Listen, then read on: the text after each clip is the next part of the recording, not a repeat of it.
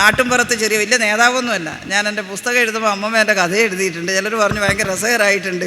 അത് ഒരു ചെറിയ പുസ്തകം പ്രസിദ്ധീകരിച്ചിട്ടുണ്ട്. ഇപ്പം അതിനകത്ത് ആദ്യ ഭാഗം അമ്മമ്മയുടെ അമ്മാമ്മമാരുടെയൊക്കെ കാലത്ത്, അവിടെ കമ്മ്യൂണിസ്റ്റ് പാർട്ടിയൊക്കെ ഉണ്ടായ കാലം സ്ത്രീകൾ എങ്ങനെയാണ്. അമ്മമ്മയുടെ അടുത്ത കൂട്ടുകാരി കറുത്ത എന്ന് പറയുന്ന ഒരു പുലയ സ്ത്രീയാണ്. അമ്മമ്മ ഈഴവയാണ്. ജാതി നമുക്കില്ല, പക്ഷേ ജാതിയാണല്ലോ പറഞ്ഞിട്ട് അറിയുക. ഇന്ന ജാതി പറഞ്ഞതാണ്. അമ്മമ്മയുടെ അച്ഛൻ മാക്കൂട്ട് എസ്റ്റേറ്റിലൊരു മേസ്ത്രി ആയിരുന്നു. അതുകൊണ്ട് മാസാമാസം ശമ്പളം കിട്ടുന്ന ഒരാളായതുകൊണ്ട് ജന്മിയുടെ കുടുംബത്തിൽ ഒരു ലേശം പകതിരിവ് അല്ലെങ്കിൽ ഒരു ലേശം സ്വാതന്ത്ര്യം ഉണ്ടായിരുന്നു. പിന്നീട് അതെല്ലാം പോയി. പിന്നീട് സഹോദരന്മാരെല്ലാം കമ്മ്യൂണിസ്റ്റ് പാർട്ടിയുടെ പ്രവർത്തകരായപ്പോൾ അതെല്ലാം പോയി. കമ്മ്യൂണിസത്തെ എത്ര ഭയന്നിരുന്നു എന്നുള്ളതാണ്. ഞാൻ സമയം കൂടുതലായതുകൊണ്ട് അതിലേക്ക് പോകുന്നില്ല. പക്ഷേ ഭയങ്കര വിപ്ലവം നാട്ടിൽ പോയിട്ട് കല്യാണത്തിന് ക്ഷണിച്ചു ഒരു നായർ കുടുംബത്തിൽ. രണ്ടുപേരും നല്ല സുഹൃത്തുക്കളാണ്, അവിടുത്തെ സ്ത്രീയും ഈ അമ്മമ്മയും.